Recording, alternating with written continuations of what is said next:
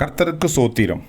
இன்றைய வேத வசனம் யோபு 42 அதிகாரம் 2 வசனம்.